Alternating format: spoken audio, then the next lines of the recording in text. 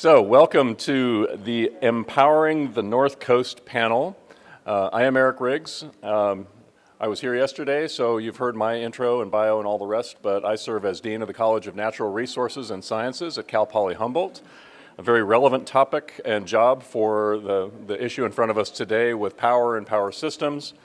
I definitely took to heart Robert Ayler's presentation when he was saying, boy, I sure hope Cal Poly is dealing with all of these areas of technical expertise, and I can assure you that we are, and you'll hear some of that. You've got a relatively Humboldt-centric panel, I'm going to admit that, but this is also sort of the epicenter of much of the work that is starting in the region on power and empowering the whole area with renewable power, but it will influence and involve all of us, so I think you'll hear that perspective today as well. This panel came about early on in the organizing committee as one of the more central areas of interest to almost everyone because, again, to Jen's point, if you want to take out economic development at the knees, power is one of those things. If you don't have any electricity to run things, it's very difficult to be economically viable and vibrant. So it's central to this area. And the twist on language with the title was also deliberate. It's not just powering the North Coast region. We could do that. This is about empowering the North Coast region. How do we do this with an eye towards maximizing benefit to our communities? And so we have folks on our panel that have those concerns very much first and foremost. So in front of you are people significantly smarter and better looking than me. David Carter from our own Schatz Energy Research Center at Cal Poly Humboldt is here. His title is Principal Engineer, but he brings so much more to the table. Everybody's bios are in the program, and I'm going to ask them to introduce themselves and share something about their own backgrounds and their current roles as well. Katarina Oskarsson from the Core Hub, that's what it is. Core Hub, part of the Humboldt Area Foundation, and so she'll be bringing some information on community benefits and much more. And then definitely not least, but last at the end of the table, Matthew Marshall, who is the CEO of the Redwood Coast Energy Authority, the group that's responsible for making it all work from an economic perspective as well. So with that, I will shut up because you're here to see them, not me. And I'm going to give them a few minutes to introduce themselves and also their role and how their background really feeds into this. And then we'll get into some questions and, importantly, Q&A from all of you towards the end. We have an hour this time, not like yesterday's panel where we got an extra bonus hour. We actually have to fit in an hour this time, so we'll keep this conversation moving. David, take it away. Thanks, Eric. Hello, everyone. Good afternoon. It's a pleasure to be here with you. First of all, I just want to acknowledge on behalf of the panel that today is Native American Day. And that we're on unceded land of the Pomo Indians. So I am a principal engineer at the Schatz Energy Research Center at Cal Poly Humboldt. The Schatz Energy Research Center has been around for about a little over 35 years. We focus on applied research and development, collaboration, education and training. And we're currently involved in quite a few microgrid projects. We led the Blue Lake Rancheria microgrid project and then the Redwood Coast Airport microgrid project.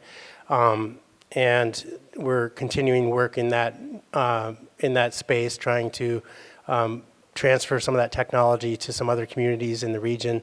We're focused on trying to transfer some of the skills that we've had, that we've developed through implementing those projects to students at Cal Poly Humboldt and also industry workers and professionals that are in the electric grid operations space and design space for electric power.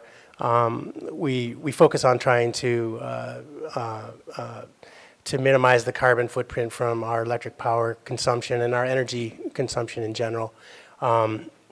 So it's a pleasure to be here. I'll just kind of add that one of the things that I do as a principal engineer is I have responsible charge for some of the engineering work that we're doing on the microgrids, and so I'll leading teams of engineers as we're implementing the projects and making sure we're following a professional standard of care for these projects. I think one of the themes of the day is elemental and electricity is basically a controlled explosion. So in the, a fire, the fire element is present here in that work. And it's not to be taken lightly, the fact that we have, consistent power at the plugs when we want to plug in our cell phone or whatever it may be.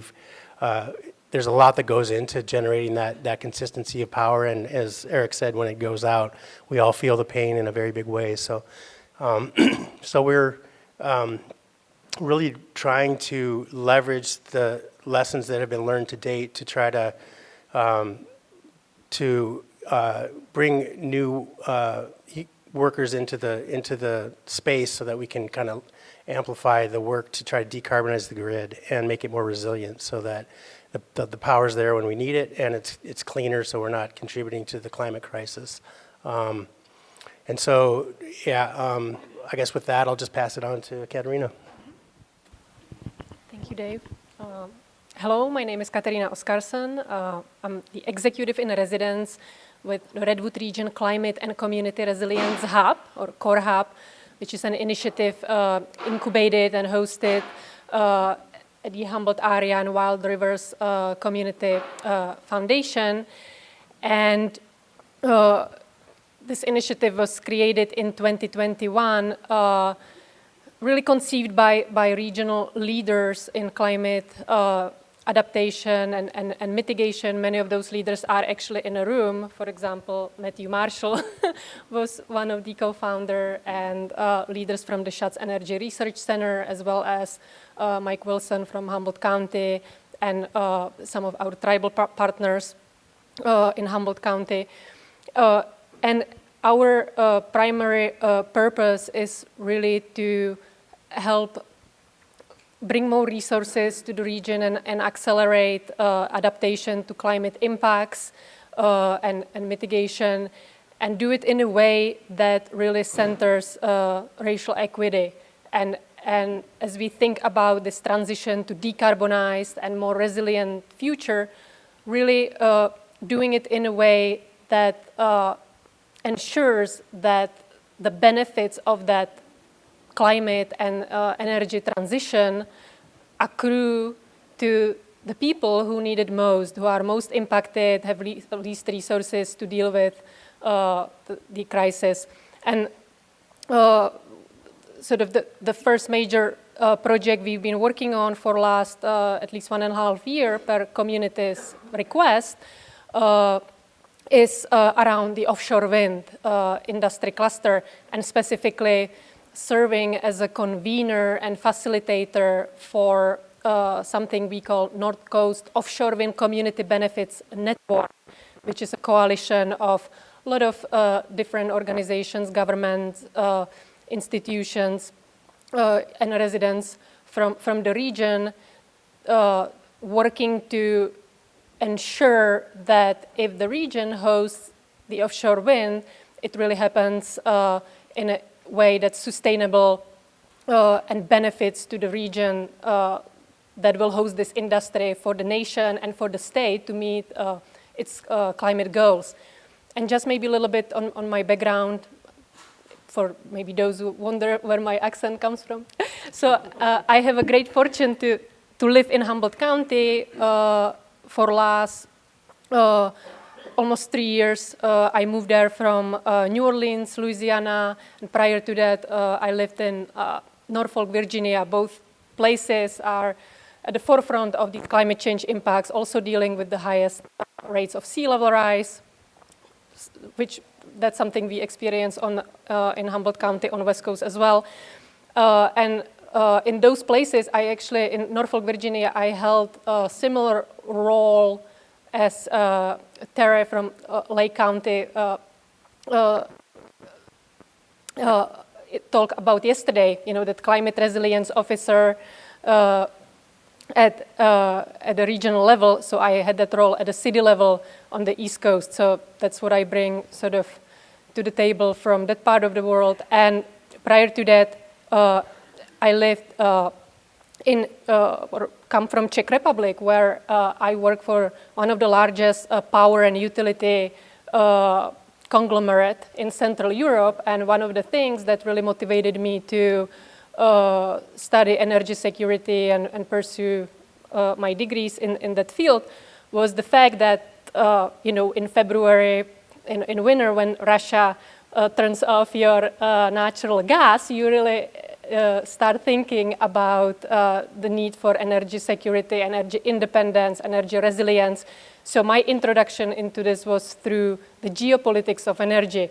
And I worked at NATO on those type of issues, quickly realizing that it's hard to get things done on the international level. And therefore, I really appreciate this opportunity to work at a local level and move some of these climate and energy security priorities forward in a tangible way. So. Hi, I'm Matthew Marshall. I'm the Executive Director of the Redwood Coast Energy Authority, and we're a local government joint powers agency of the County of Humboldt, all the cities in Humboldt County, the Water District, and then as of earlier this year, the Yurok tribe and the Blue Lake Rancheria, and hopefully more tribes to join in the future. And so we just celebrated our 20th anniversary. So we've been around since 2003, working on energy initiatives on behalf of our member governments. And that's, in the early days was really focused on energy efficiency and working with businesses and residents on improving the efficiency of their buildings. It's grown over time to incorporate more planning. And as of 2017, we began operating as a community choice aggregator. So we're responsible for the supply part of electricity service in the county. So PG&E still owns the poles and wires, but we have local control over where the electricity comes from and the rates for that part of the bill, which down here in Mendocino, City of Ukiah has their own utility, but for the rest of Mendocino County, they're served by our sister agency, Sonoma Clean Power, that plays the same role for Mendocino that we do in Humboldt. And so, for us, our mission's pretty broad. It was like anything to do with energy, but there's two aspects of that are, sort of, I think, relevant to the conversation today. One is that it actually, back in 2003, they included, supporting economic development around the energy sector and, supporting businesses that are working in that sector. And so, we've always had that element to what we do, and that's often been manifested in, contractor training programs and ways to look at, supporting economic development within the energy realm. And then another aspect of our mission is to work towards energy resilience and emergency response capabilities for the county. And I think we're seeing more and more kind of the sustainability and greenhouse gas reduction part of the work increasingly overlap with both the economic development aspects and the energy resilient aspects of that work. And one of the big reasons why we launched our community choice energy program was to have local control over how we spend our energy dollars. And so as a community, we spend a lot of money on transportation energy, building energy, and with kind of local control. My board really established the objective of, maximizing, our use of local resources and really looking for ways how we can take all that, money that's coming in on people's bills and reinvest it into our community rather than sending it out, to buy power from elsewhere. And so really trying to figure out ways to support that, that local investment and ways that can help both economics and then really to try to incorporate resilience into all the work that we're doing, because that's, as everybody knows, increasingly important. So I'll pass it back.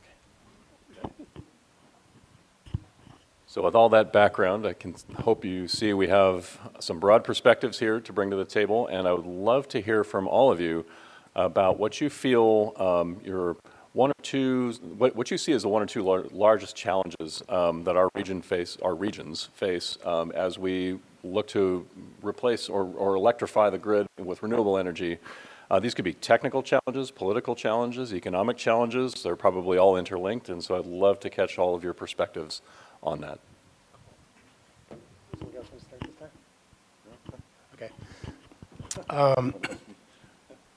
Yeah, I'll go ahead. To go first.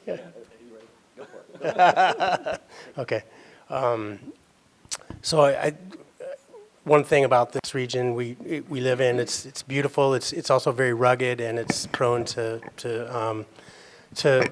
wildfire, as we know, and earthquake risks. So operating an electric grid in that environment is really challenging. And so I think one of the biggest challenges we have is just kind of transitioning our current grid, which is somewhat antiquated, towards a smarter grid that is more resilient, that can adapt to changing conditions on the grid automatically.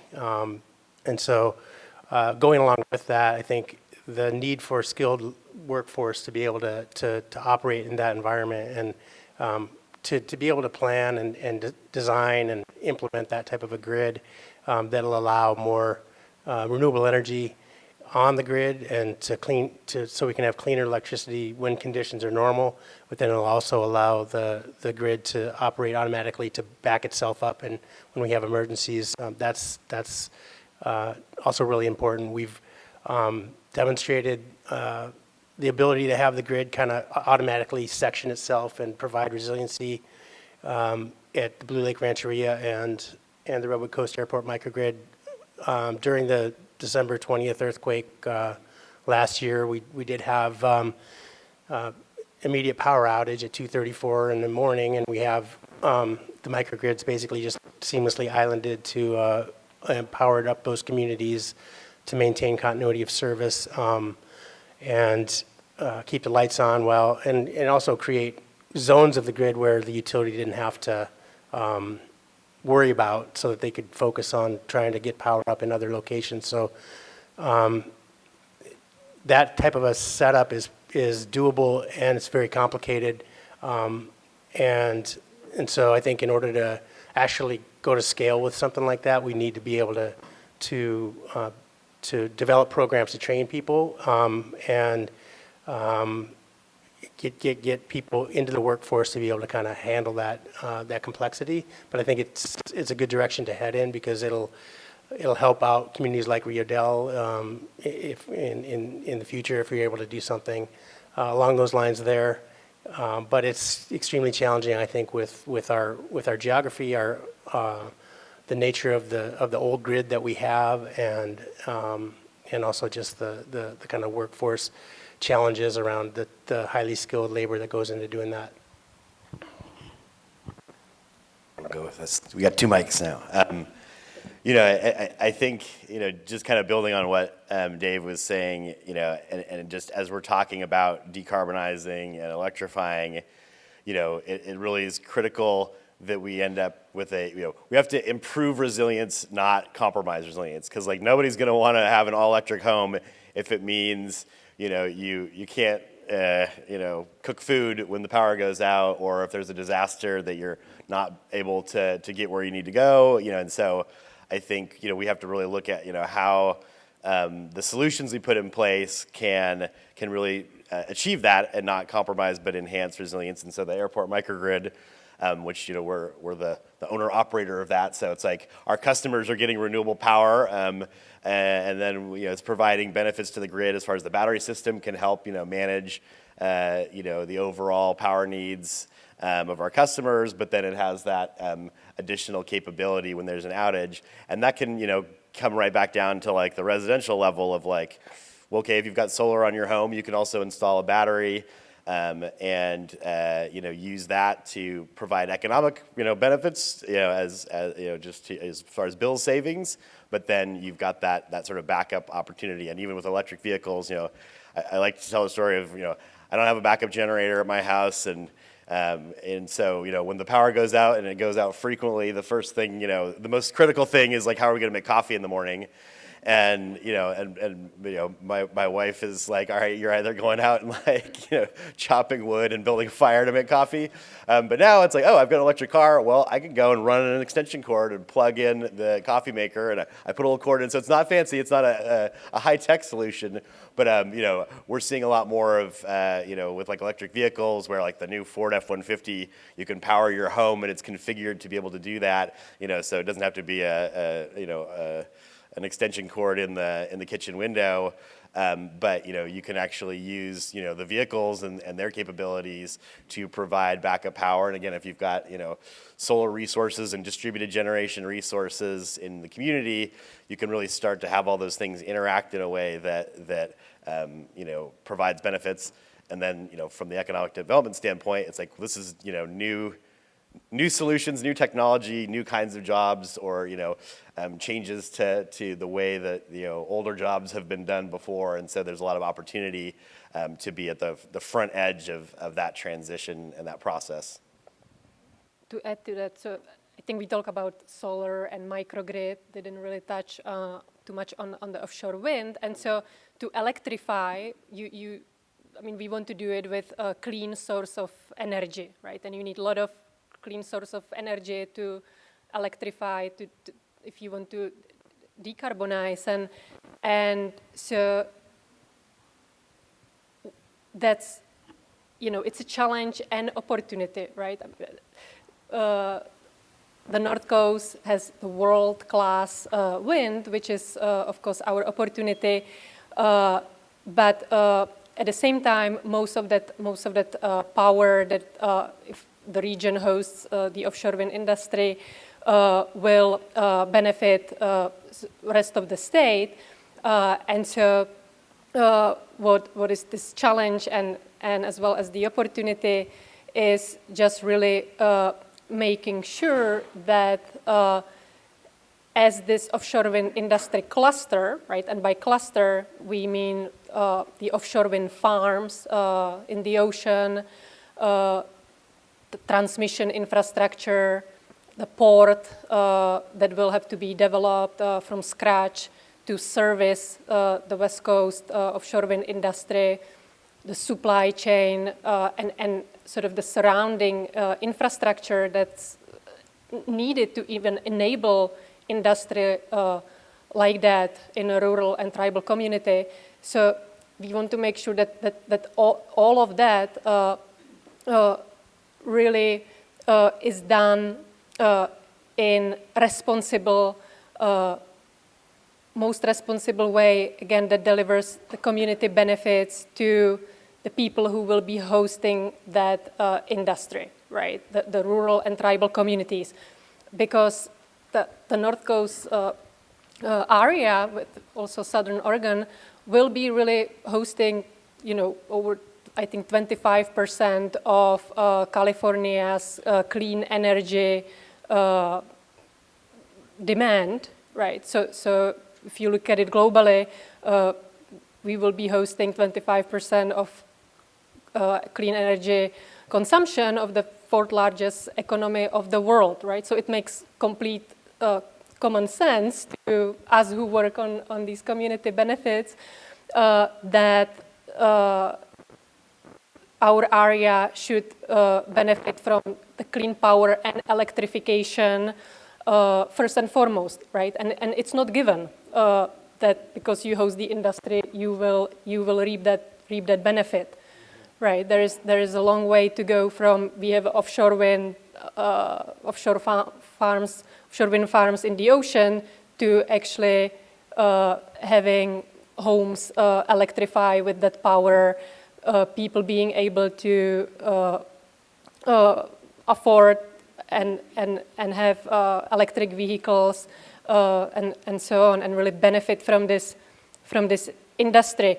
But so it's the challenge to just really ensure that we materialize these opportunities in front of us, because the offshore wind industry is really an economic development opportunity that the region hasn't seen in the last 60 years, right? And so it really requires for state, federal, local communities, tribal nations, all of us working together to keep this at the front center, that the communities that host this industry need to benefit first and foremost. And even within those communities, the people who have been harmed by past industries that were large developments, that were part of this boom and bust cycles, right, and extraction of natural resources. So challenge is, how do we make sure that we don't repeat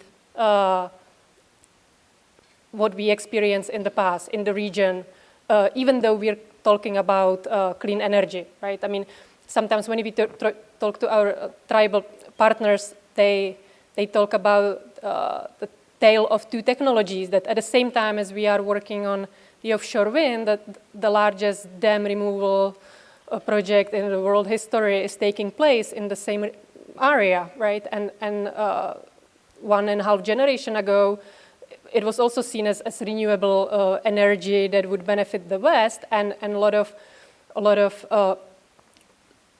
indigenous communities and frontline communities and were advocating for that to happen in a very different way, because they saw what environmental impact, what infrastructure impact, and other impacts it would cause, right? So again, how do we make sure that we don't repeat those past sort of mistakes that this region really is so familiar with, right? You listed, we've pivoted a bit into opportunities here as well, but then also I think thorny problems that need to be solved to recognize some of those opportunities. I mean, you listed them, Katerina: transmission, a port, supply chain issues. Easy stuff, right? We got it done, handled. I think we have, no. If you could kind of get into some of the other things that you think that as a region we're going to need to come together to solve, to recognize some of this, take advantage of the things that we do have, and to avoid the missteps of the past. That's a big question, but. Yeah. I think Katerina, hit it really, really well there. Just how to go about making sure that we're not just a pass-through community on offshore wind, and that benefits accrue to the community and those communities that have been historically extracted from, and that we all need to have the will to basically to prevent that from happening henceforth. So that's just a really challenging and thorny problem that no easy answers. I think up in Humboldt we have a scenario where a lot of our county can island on our power plant that's located in Humboldt Bay, if the transmission lines coming into our area are down for some reason. So we have kind of this peninsula situation, energy peninsula situation, where sometimes the big lines coming in will go down, and then recently PG&E was able to configure that power plant to actually island the county. But in that configuration, a lot of the outlying areas like the Hoopa, so and with offshore wind, just the way that the physics of electric power distribution works, those electrons aren't going to necessarily make it to some of these other communities that are having horrible reliability issues. Like the details of the reliability issues in some of the outlying areas, like the Hoopa,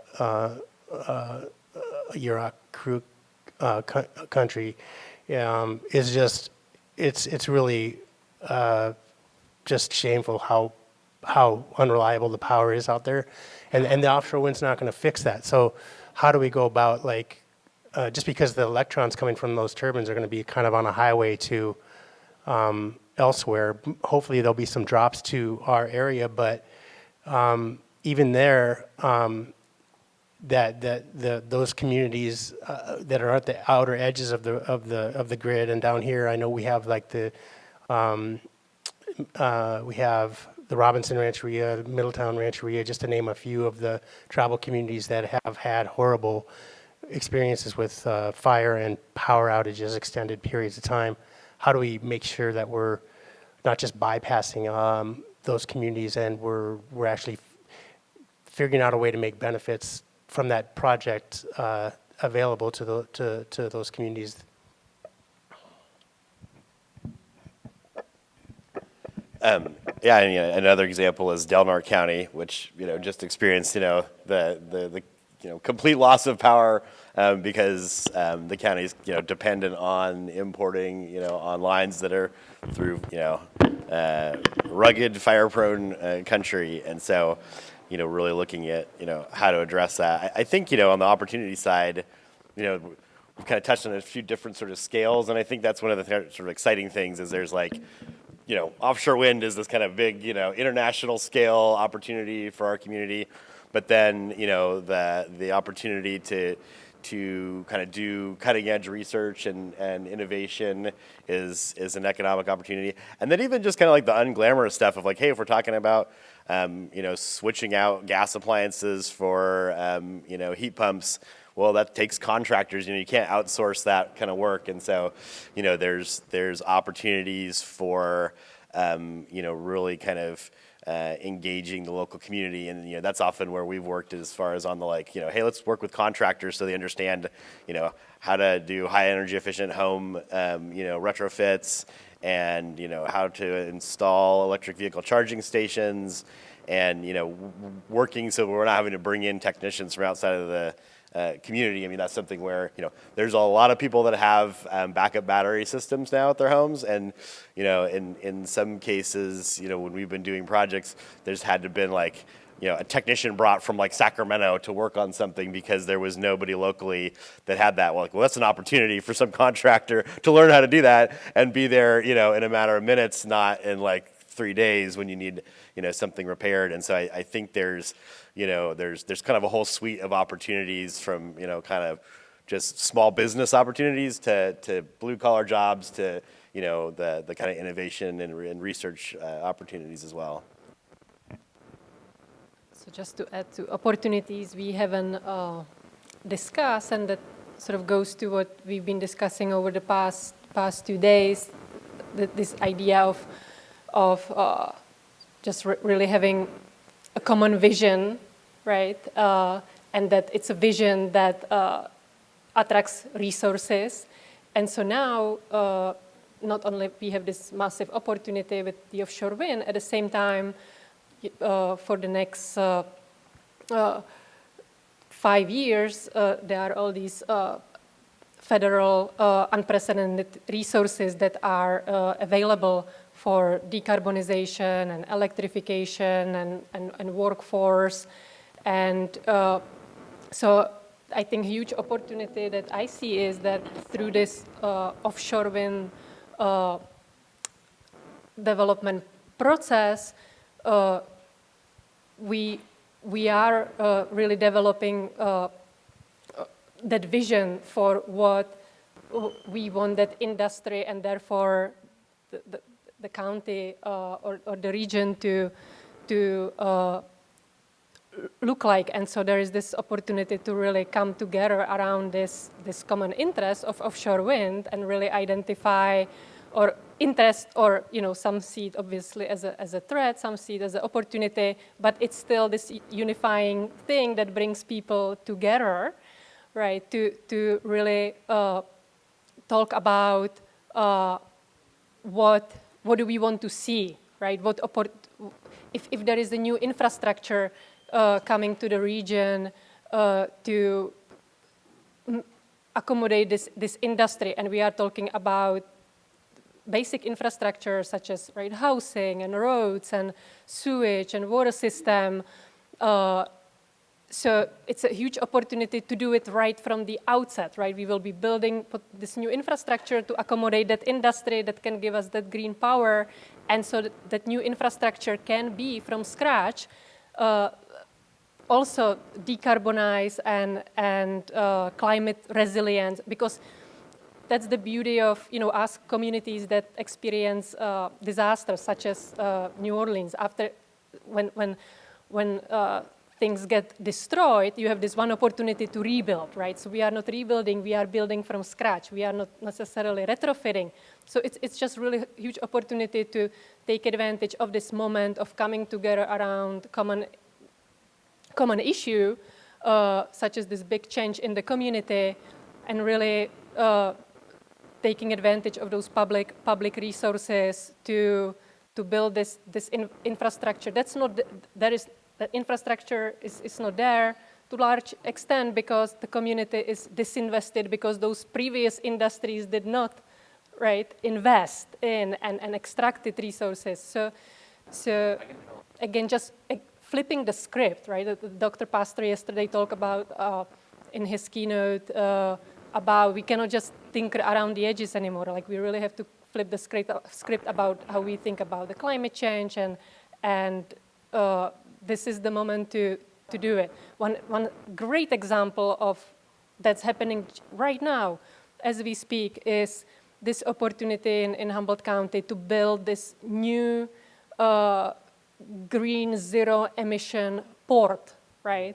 So ports, brand new ports don't get built every day. Everything gets retrofitted or, right, and we have this blank slate where we can do it right from the beginning, so that we can service that green industry, right, that offshore wind. And so really looking at opportunities like that, right, like let's show the nation how the next generation green zero emission port looks like, since this is going to be really the port that will service the entire West Coast industry when it comes to offshore wind. So huge opportunity right there as we speak. So probably the last question for me to all of you before we open it up to the floor.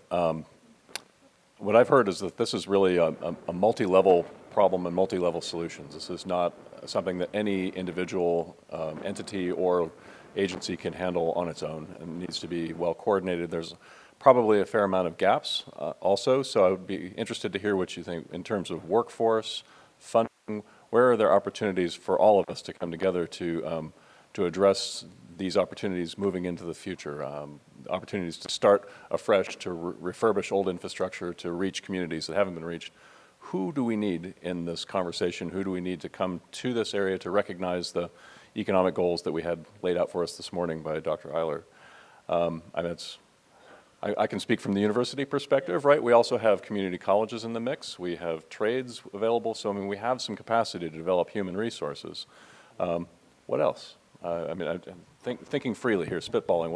What do we need to bring collectively to make this happen?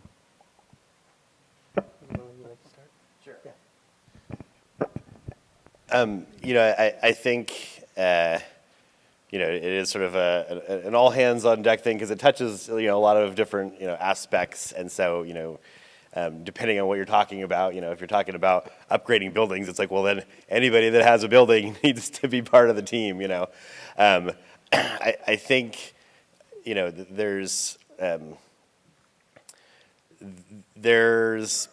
a need, what I'd like to see, because we were talking a little bit before this about, the sort of the technical jobs that the training part of it. There's a lot of training opportunities, and and I think the university and community colleges can prepare workers, and so I think there's that training the workforce part of it. The second part is, well, then once those people are trained, where are they going to go work? And so, I think the hope is, in offshore wind, there's going to be, a big opportunity there. But I think, when we're talking about like the microgrid type stuff, it's like, well, there hasn't been there's no microgrids R Us business, that's popped up, and so it's still, it's early in the development of this sort of technology. But I think, there's a big opportunity for sort of business development and for people that are getting these skills to say, okay, I'm not going to become a professor once I know how to do this. I'm going to become, a business owner. I want to start a business to be able to do this, and and that takes capacity, and it takes, it takes that workforce piece of it. But to make sure that we're also creating local business ventures and incubating those, so that we can have people stay in the workers can have a job here and not saying, oh, well, I'm going to go work for Tesla in Texas or something like that. It's like, okay, let's create businesses that can hire those people that we're training. Yes, just Matthew talked about this issue of capacity, and we hear that a lot, right? In a rural and tribal community, there is no capacity to do a lot of things. But I've just really witnessed over the last 1.5 year the amount of capacity we have when we come together. For example, in this community benefits network that is right now over 40 entities that come together to really envision what this, to shape how this industry will develop on the North Coast, and what do we want to see and what these gaps are. And so there is this huge collective power in continuing to come together and bring our individual capacities to the table, because individually we will just not have capacity to move any of these agendas forward, right? But so in terms of, I think question was the gap, and so I think to close the gap, we need these type of collaborative networks that are well resourced, have access to right information and technical assistance to just move this forward, and really just to leverage that collective power, because that will only come together when we stick together, right? And I think that's. So speaking from the perspective of an engineer working on to implement projects, kind of on a it really resonated earlier, the presentation about the project versus the pipeline, and I feel like, so I've really kind of lived that project, kind of hero's journey type of experience, trying to get these microgrid projects online, and I love the idea of doing a pipeline type approach. We definitely there is a pipeline that we can see that would really be benefit regionally.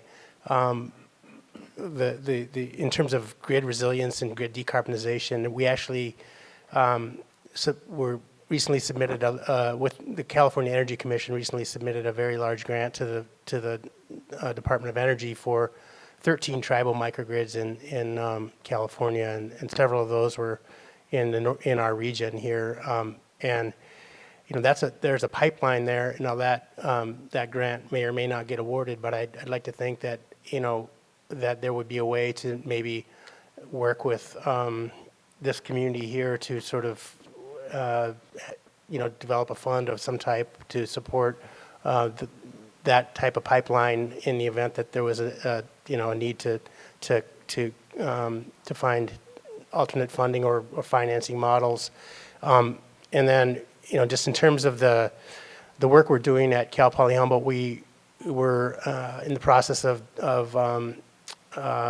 designing an energy research and sustainability building, which is going to be, it's going to have grid simulation lab with testing and research facilities in a classroom. So we're really kind of focusing on trying to transfer skills about how to decarbonize the grid, and to students at Cal Poly, to industry professionals. That our organization is pretty much survives on grants and contracts, and one challenge we have is getting programmatic funding to be able to like really work with the students and really work with batches of cohorts of students that are coming in from industry to like test drive a microgrid and learn how to operate a bidirectional grid. If it's utility workers who are not used to that or whatever. There's so much that could be done there that we're setting up the facilities. We're trying to transfer skills. Everything we do we're a nonprofit. It's all open source, fully transparent. We're not trying to hold any IP, just trying to accelerate the whole transition. So I think that trying to build on that and collaborate with others to try to accelerate the decarbonization efforts and renewable electrification is really possible. It feels possible in a forum like this, and hearing with all the energy that's here and intelligence and resources that are here. Outstanding. Okay, so on that note, I think Layla's got microphone resurrected and working again. Somebody's got it? Oh, Jen's got it. Okay. If you have any questions, we have the remainder of the time until the white hook comes and drags us off stage. You can feel free to direct this to any panelist you like, or we can try to figure out who can handle it, or everybody can address it. And please identify yourself just so they know who's speaking. Walter Gray, the Chief Operating Officer with the Hoopa Valley Tribe, and I really just have a comment and then somewhat of a question, I guess. But I really wanted to publicly acknowledge the work that we're doing with David Carter and his crew at the Schatz Energy Resource Center around the design and engineering and of those nested microgrids for the 3 tribes are really critically important to our people. Part of my responsibilities, of course, as the COO, is building community support within our tribal members and our community. And so I just want you to know how thankful I am. Sorry. You are helping me be able to acquire the knowledge that I have to have around what we're doing. To do that, I have to be able to speak to our members in an eloquent way about what we're designing and what we're going to be implementing as we move forward. And so, thank you. It's every Friday at 9 a.m. I get on the phone with these guys and I'm learning something every week from them. And then the lady in the middle, I didn't catch your name, I'm sorry, I was out networking and trying to build relationships here in this room is really important as well. But I'm looking at the National Renewable Energy Laboratories study around developing and deploying the supply chain that's going to be necessary for offshore wind development.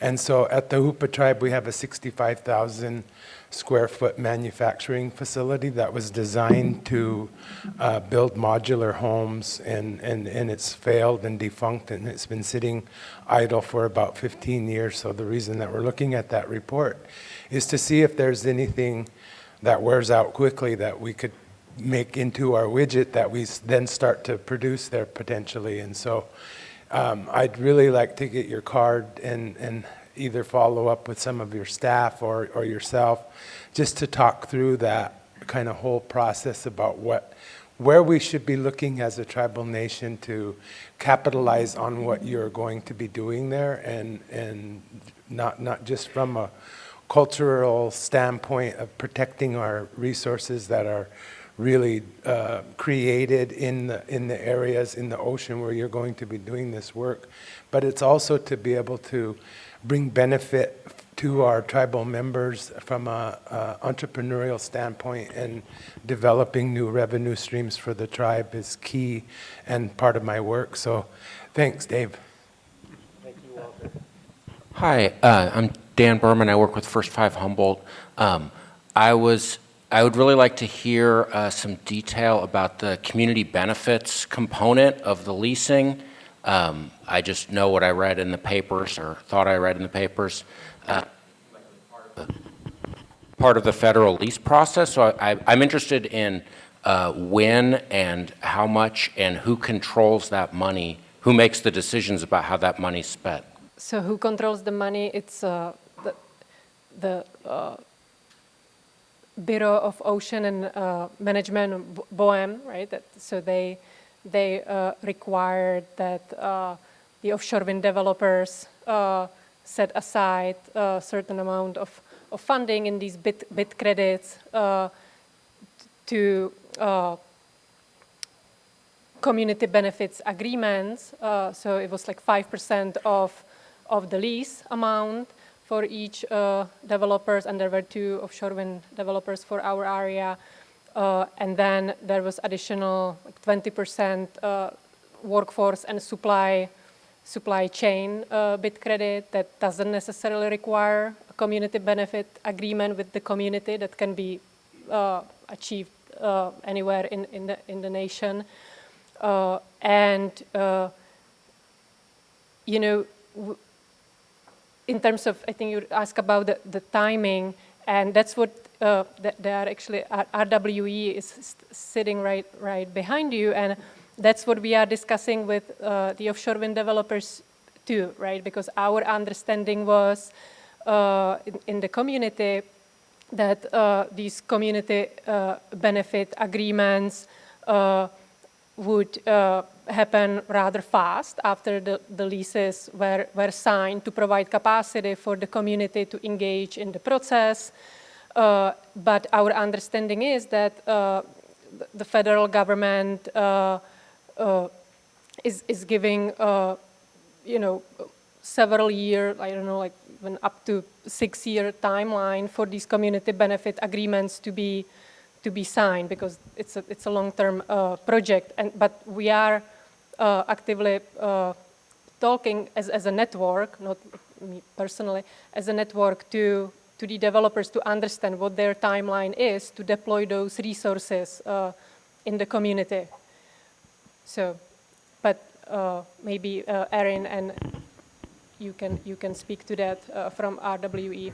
Yeah. Yeah, thanks for that, Katerina. So as you said, the Bureau of Ocean Energy Management allowed developers the ability to apply for bidding credits to support the communities in which we are developing projects. So that has been an emphasis, and just want to thank folks on the panel and Humboldt County in general for the leadership that you've shown, not only statewide, but in the US and internationally. Humboldt County is really setting the standard for not only sustainability, but also making sure that we're moving to a sustainability that brings everybody along and that benefits communities that have been historically left behind. So want to thank the leadership there. So as you said, there's 3 bidding credits. One of those is a 20% bidding credit for workforce and supply chain. So basically the federal government said, in what ways are you investing in the advancement of the offshore wind industry as a whole? In what ways are you investing in ancillary businesses, supply chain businesses, infrastructure, workforce development, everything that can prop up an offshore wind industry in the state and the nation? So that's 20%. 5% is for what they call ocean area users. So those are your fishing communities, your maritime communities. So those bidding credits, those funds will be used, for things like fishing funds and gear retrieval funds and working with the fishing community and maritime communities on the impacts that would be associated with offshore wind and their industries. And the other 5% is a general use CBA. So it's, can you hear me? Yeah. It's all the other folks that might be impacted. So if we're, hauling materials in and out, what's the impact to the road? What's the impact to housing? What's the impact to a rural port and the folks who live around that port? And how are we working to make sure that development in the region matches community needs, wants, and values, and matches concerns that folks have? So Core Hub, the foundation, the county, we've had a lot of really wonderful conversations with a lot of folks so far. There's a lot of thoughtfulness and intention behind how these projects will get built, and bidding credits will play an important part of that. Happy to talk to anybody about this further. As Katerina said, we're really going to be spending the next several years chatting with folks and figuring out what those resources will look like. Thank you for that great panel. That was, my wheels are spinning. My name is Terry Logston. I'm the Chief Climate Resiliency Officer and Tribal Liaison for the County of Lake. And many of you probably are aware that the County of Lake has the largest geothermal energy production, which is also in Sonoma County. In Lake County, 10 million gallons of Clear Lake Basin water is injected into the geysers. 25 million gallons from Sonoma County. I'm not sure where that comes from. And, it saves money in water treatment. But as we go forward and think about what are the other impacts we didn't initially look at, besides the fact that when the contracts were in place, there was no government-to-government consultation required, nor was there done with any of the tribes. And then the other part of that question with the geysers is, as I'm also, not the geysers, but Lake Pillsbury, where Scott Dam, which was run by PG&E, they're considering taking it down and restoring that area, which will have an economic impact to Lake County, who isn't really allowed to be at the table. And neither is the tribe whose Aboriginal lands they are there. How do you ensure at the local, state, and federal that tribal interests and really robust environmental processes are in place? And you alluded to that in the last question. I'm not really sure what my question is. It just seems like how do you get the conversation and people engaged in these permitting processes that maybe in 20 years you realize, oh, we didn't think of that? How do you go back and change it to make it better for the community?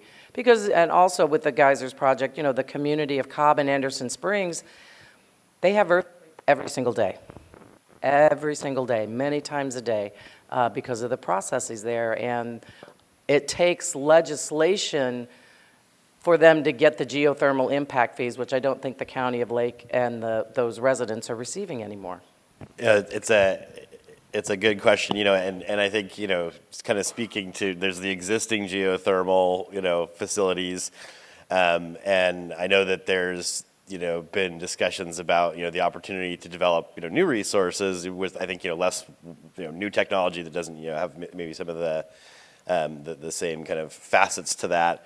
Interestingly, when we've been talking with, Sonoma Clean Power that serves Mendocino, and they're interested, from an economic standpoint and from a power standpoint, there's some of the same issues as far as transmission and, well, you could maybe develop that, but you still need to get the power out of there. So I think we have some shared concerns. I think for us, we've really been focusing on, like learning from the mistakes of the past, like talking about the Klamath River dams and being like, okay, well, we know what didn't work and we know how this didn't, and I think, part of it is really just having that, like the first, upfront discussion is saying, hey, we want to have, community decision-making and really the community at the table, within that decision-making process from the very beginning, not as sort of an add-on, sort of like, oh, let's just attach this little widget so we can say we did that, because I think to your point, it's like, you can have great intentions and be like, oh shoot, I didn't think about that, or like, oh, I didn't really, I never considered, this, and so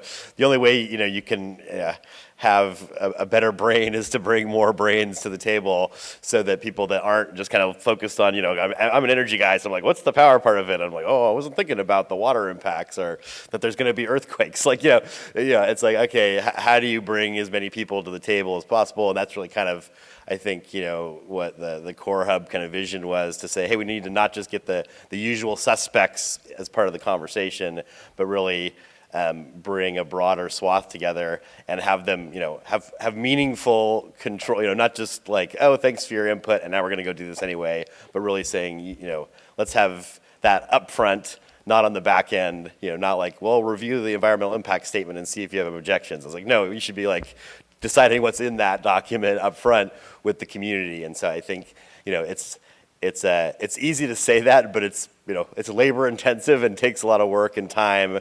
And so, I think just really making the investment to do it right, it means that everyone has to kind of, be committed to it. And then if somebody's, if a business isn't committed to it, then to hold them accountable and say, hey, we're not going to let you get away with not doing it the right way, and so making sure that whether it's willing or not willing, that, whoever's doing that is really, embracing the process. And luckily, I think, ask that people are, let's do it right this time. Maybe just to add to it, very specifically around offshore wind, we convene a tribal offshore wind working group where we monthly, sometimes even bi-monthly basis, and sometimes we have calls every week if something is moving too fast and you just have to, react, and we just, synthesize a lot of information for tribal nations, let them know sort of what's going on in the space, where are opportunities to interfere and shape any federal, state process that we see is happening, and just even providing that factual information, what is actually happening, because this offshore wind is moving pretty fast, is useful. And of course, for tribal nations to be able to even participate in that offshore wind working group, that takes capacity.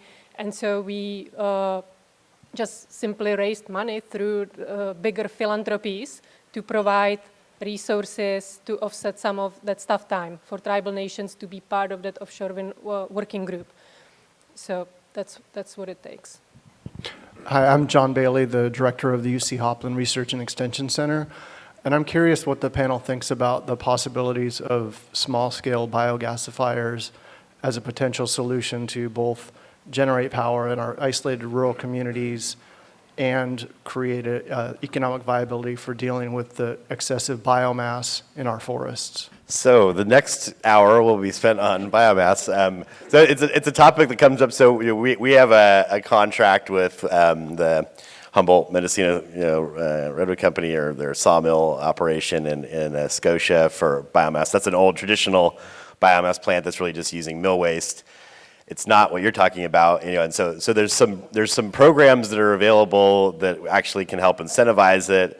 I think there's and I think there's a lot of opportunity. We actually, in our strategic plan, that's part of our strategic plan, is to assess, are there ways that small-scale distributed biomass can support, restoration and, forest management. There's a lot of pieces to that. Obviously, it's one of those things you got to get it right, because there's air quality considerations, there's, land use considerations, and making sure that you're doing kind of the right size project in the right place. We just recently formed a biomass working group that has folks from the Forest Service and different sectors, also air quality, and to kind of start talking through that. But there are, there's a program that actually helps incentivize the power price for those kinds of small scale systems. The technology is a challenge as far as actually getting a small scale system that works and that takes a lot of manual labor. It's not like a solar panel that just sits there. It's like somebody's got to feed the hopper, and the Schatz Center and Cal Poly Humboldt's actually done quite a lot of research looking at small scale, the technology side of how do you actually do that. And so it's a technological challenge, but it's again also an opportunity because there's sort of the resource is something that's a very big part of our community, and obviously kind of correcting the misguided fire suppression of the past that's now coming back to haunt us, and these lovely smoky days, and sort of the challenges we're facing. So I think there's an opportunity to see if we can we have a good competitive reason to look at that in our region and to say, hey, let's see if we can actually crack that nut and figure out how to make that type of solution work. Just to quickly add, from an engineering perspective, like Matthew said, we've done quite a bit of testing of various machines of different sizes, and I'll just say, I think the kind of the outcome at a high level is that it's really expensive when you consider all the labor that goes into it. And it's not very reliable, at least with the current technology. So you'd have to have a case where you were willing to pay a real high premium for the electricity that was produced, and and you had some people that were willing to take jobs that were maybe not very well paying and pretty darn hard and dirty. So it's with the current state of the technology, at least that's what we found, is just not quite there yet. Okay, and with that, we are at time. Please join me in thanking our illustrious panel for their input.